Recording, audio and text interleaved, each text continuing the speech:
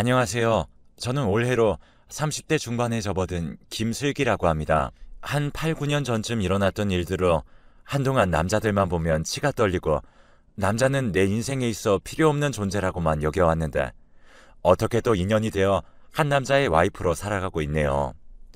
제가 이 사연을 이렇게 공개적인 곳에 이야기해야겠다고 생각한 이유는 생각보다 정말 정신 나간 사람도 많고 내 상식적인 선에서 이해가 안 되는 일들이 내 가까운 곳에서 일어날 수 있다는 것을 얘기해드리고 싶어 사연을 신청하게 되었습니다. 저희 집은 문구점을 하던 집이었습니다. 뭐 그런 환경에 비해 저는 국악과를 수석으로 들어가 4년 내내 장학생일 만큼 교수님들과 친구들의 기대를 한몸에 받으며 졸업을 했었죠. 그런데 제가 문제인 건지 제가 선택한 악기가 문제인 건지 생각보다 어디에 소속되려고 서류도 많이 넣어보고 면접도 많이 봤지만 계속 탈락만 하던 그런 신세였죠. 제가 전공한 악기는 아쟁인데 아마 이렇게 말했을 때 악기의 생김새나 소리를 바로 떠올리시는 분은 별로 없을 겁니다. 그만큼 많은 분들이 모르셔서 그런지 저를 찾는 사람도 없었고 또 공석도 많지도 않았을 뿐더러 이미 국악단에는 실력 있는 아쟁 연주자들이 차지하고 있어서 들어갈 틈이 안 보이더라고요. 그러다 보니 졸업하고 3년을 무기력하게만 보내던 것 같아요. 주변 친구들은 다 자기 자리 찾아서 잘만 가는 것 같았는데 저만 점점 뒤처지고 있다는 느낌에 자존감도 많이 떨어지더라고요. 그러다 초등학교 동창인 마을 친구가 있는데 석준이라고 아주 소심하고 내성적인 남사친이 있습니다. 그 친구가 그런 절 보며 집에서만 그러고 있지 말고 우리 동호회 들어와 라고 제안을 해서 여행 동호회를 나가게 되었죠. 정말 집에만 있는 것보다 같이 여행도 다니고 친해지는 사람들도 생기니 조금은 자존감이 회복이 되더라고요. 그러다 거기에서 친한 남사친들도 많이 생겼어요. 그 남사친들이 제 인생에서 가장 큰 타격감을 준 친구들인데 한 명은 영훈이라고 어린 나이부터 차를 튜닝하는 센터를 운영하는 자수성가한 친구였고 다른 한 명도 홀로 칵테일바를 운영하며 그 지역에선 어느 정도 인지도가 있었던 민형이라는 친구였죠. 민형이랑 영훈이랑 석준이랑 저는 그 동호회에서 유일한 동갑내기들이라 더 친하게 지냈고 동호회 외에도 사석에서 술도 하며 더 친해졌었죠. 그런데 어디 모임을 가던 남녀가 섞여서 놀게 되면 꼭 호감이라는 게 생기잖아요. 저에게도 그런 일이 생기더라고요. 근데 한 명도 아닌 두 명이나 저에게 호감을 표시했어요. 바로 영훈이와 민영이었죠. 너무 당황스럽더라고요. 둘은 아주 절친한 친구였고 서로의 사업을 도와주는 그런 우정을 나누던 친구였는데 둘 다 저에게 호감을 표현을 해버린 걸 알게 된다면 그 둘은 어떻게 되는 걸까 싶어서 좀 걱정이 되었습니다. 그래서 제가 빠지는 게 나을 것 같아 몇 달 동안은 좀 멀리 했어요. 그런데 영훈이가 저에게 따로 연락이 와서는 슬기야, 내가 너무 부담스럽게 했어? 미안해. 내가 빠질 테니까 그냥 네가 나와. 이러더라고요. 석준이도 연락이 와서는 다들 너가 빠지니까 왜 그런 거냐 궁금해한다. 그냥 나와라. 이런 얘기를 하니 이래도 불편하고 저래도 불편했었지만 그냥 동호회 모임만 참석하기로 했답니다. 그렇게 또 무던하게 잘 지나가는 듯 했었는데 한 번의 사건으로 저는 그 둘 중 한 명에게 마음이 끌리기 시작했어요. 그날도 다 같이 강원도로 1박 2일 여행을 갔는데 영훈이가 티나게 절 챙기더라고요. 다른 사람들도 거의 눈치챌 정도였죠. 그래서 부담스러워 혼자 바닷가를 거닐고 있는데 영훈이가 다가왔습니다. 그렇게 서로 바닷가를 거닐고 밤하늘을 쳐다보며 많은 이야기를 나누게 되었어요. 영훈이도 들어보니 생각보다 따뜻한 마음을 지닌 친구더라고요. 부모님 걱정도 많이 하고 있었고 그래서 본인이 더 열심히 살아서 이 사업도 하게 된 거라고 했습니다. 좀 달라 보였어요. 보기엔 겉멋도 들어 보이고 술도 좋아하고 그래서 그냥 철없이 사는 줄 알았는데 생각보다 자기 일도 열심히 하고 근성 있게 사는 것 같아 저도 모르게 호감이 생겼죠. 그렇게 여행을 갔다 오고 나서는 부쩍 영훈이와 가까워졌습니다. 영훈이는 부담스러워하지 말라고 비싼 선물을 사주면서 그냥 친한 친구로서 주는 거니까 그냥 의리로 받아들여라 이러면서 부끄럼 많은 아이 같은 매력도 드러내고 저도 모르게 점점 호감이 커져감을 느꼈죠. 그러다 어느 날은 갑자기 민영이가 저에게 고민이 있다며 고민 상담을 하더라고요. 자기 칵테일 사업에 관한 고민이었습니다. 제가 칵테일을 좀 좋아하는 편이어서 저한테 얘기하는 것 같더군요. 민영이의 고민은 신메뉴 개발인데 생각보다 아이디어가 안 떠오른다고 저보고 신메뉴 개발 좀 도와달라고 했고, 얼마 후 제가 도와준 그 칵테일이 폭발적으로 인기가 많아졌다고 했죠. 그래서 메뉴도 제 이름을 탄 슬기로운 칵테일이라는 이름까지 붙여주었어요. 그렇게 민영이도 고맙다며 저에게 선물 공세를 시작하더군요. 그러던 와중 둘이 정식으로 저한테 고백을 하던 날이 왔죠. 저는 고민을 하다가 영훈이를 택했고 그렇게 1년을 만나왔습니다. 그런데 영훈이는 바닷가에 거닐며 이야기를 알아왔던 그런 사람과는 거리가 멀었습니다.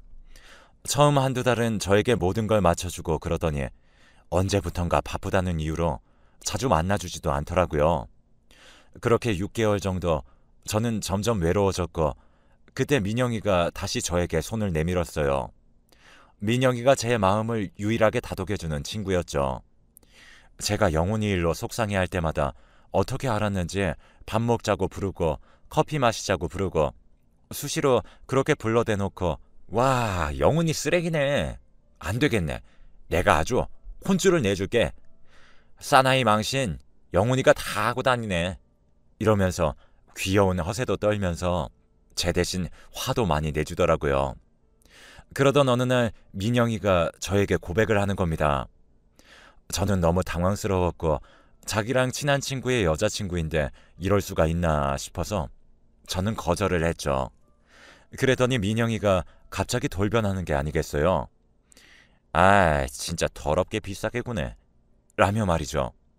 저는 너무 황당해서 어버버 하고 있었는데 제 표정을 보던 민영이는 아, 진짜 거지 같은 게 왜 이렇게 비싸게 굴어. 그냥 적당히 비싼 거 사주면 좀 넘어오고 그래라. 와, 너 때문에 돈을 얼마나 쓴 거냐? 라며 저에게 모욕적인 말들을 쏟아냈습니다. 저는 너무 무서워서 한마디도 못하겠더라고요. 정말 갑작스럽게 이런 공포감이 조성이 되면 몸이 굳어버리는 거 있죠? 적절한 예일지 모르겠지만 갑자기 공포스러운 상황에 놓이거나 하면 뭐지? 하다가 몸이 굳어버려서 아무것도 못한다고 하잖아요. 왜 그런지 알겠더라고요. 민영이는 한바탕 저에게 화를 쏟아내고서는 다시는 이 바닥에서 그 재수없는 낯짝 드러내지 마. 이러고는 가버렸습니다. 그리고 얼마 후 이놈들의 실체를 알게 되는 날이 되었죠. 민영이랑 사이가 그렇게 되고 나선 영훈이랑도 조금은 서먹서먹해지더라고요. 그런데 어느 날 민영이와 그 일이 있고 난 후 영훈이가 갑자기 자기 집으로 오라고 했습니다. 오랜만에 우리도 분위기 좀 내보려고 하나 갔더니 거기엔 웬 모르는 여자애가 있는 게 아니겠어요.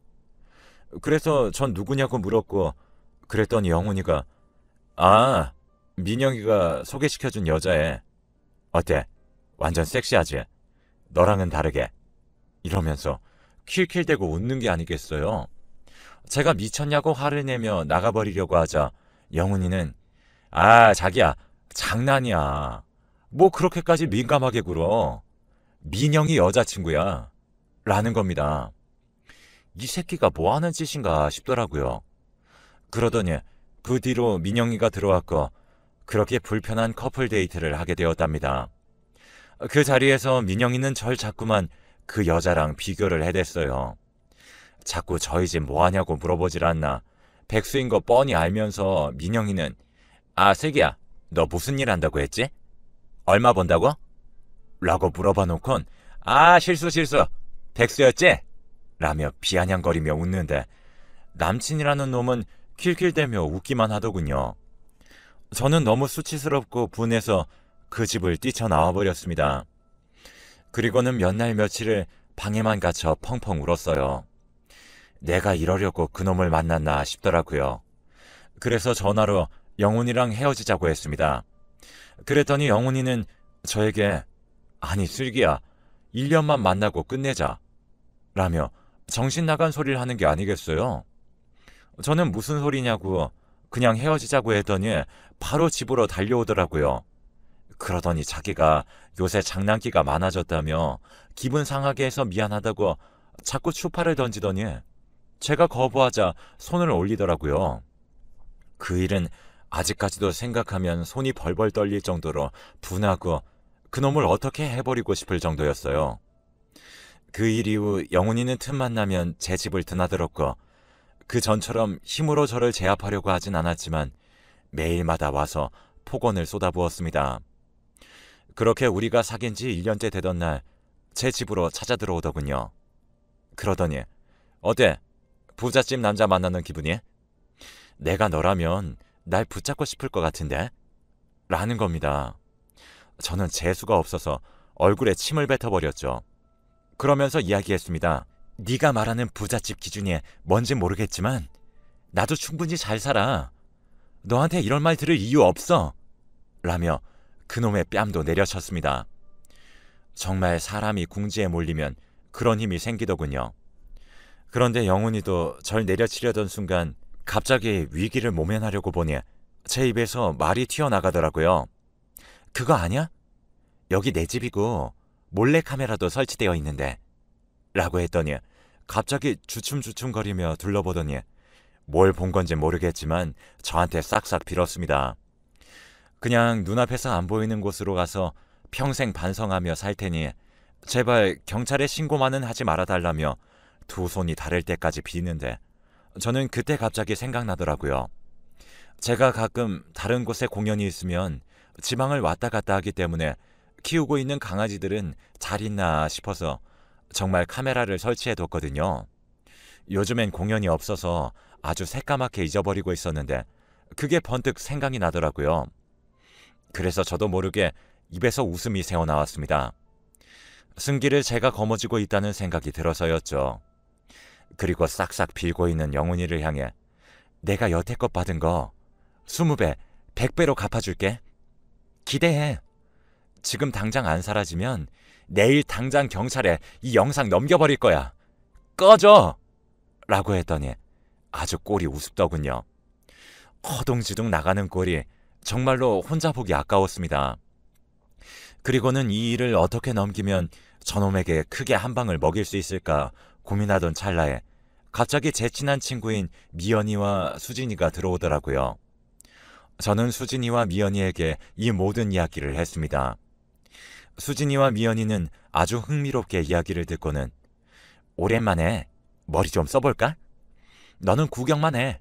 우리 알지? 한번 시작하면 끝을 보는 거. 라며 이야기를 하더니 석준이에게 연락을 했습니다. 사실 수진이와 미연이 저와 석준이는 초등학교 시절 같은 동네에서 살아서 절친했거든요.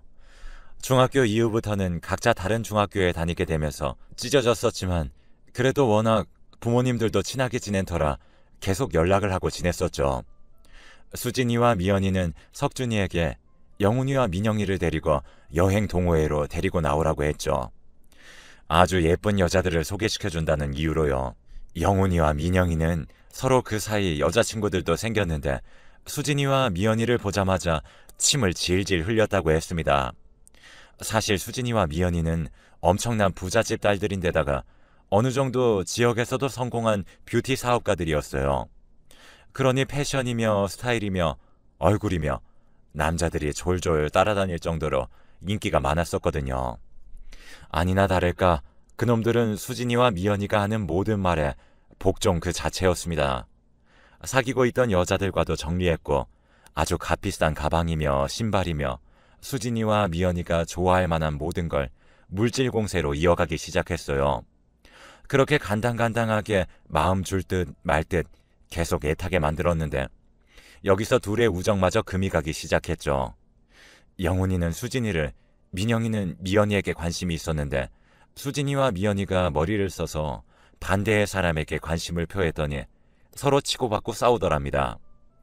그렇게 서로 깎아먹으려고 안달이 나더니 사업적으로도 도움을 주고받던 그들의 관계가 끝남과 동시에 사업가들 사이에서 둘의 소문이 안 좋게 나기 시작했죠.